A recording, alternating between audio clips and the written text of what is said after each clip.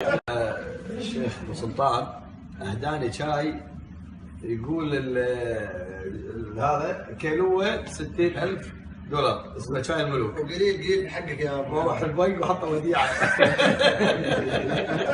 جوعان انت عمو؟ قد صار لك جوعان؟ قد صار لك ما اكلت؟ من يومين.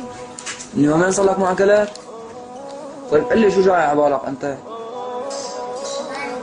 خبز. شو جاي على بالك؟ خبز. جاي على بالك خبز؟ قد صار لك ما دقته؟ كتير. كثير؟ طيب جوعان هلا انت؟ شو عم تاكل؟ قل لي شو عم تاكل؟ ناكل حشيش. عم تاكل حشيش؟ الله اكبر.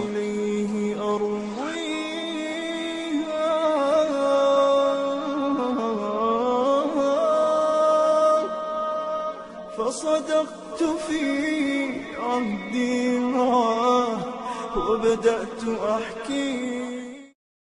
ثم لتسألن يومئذ عن النعيم.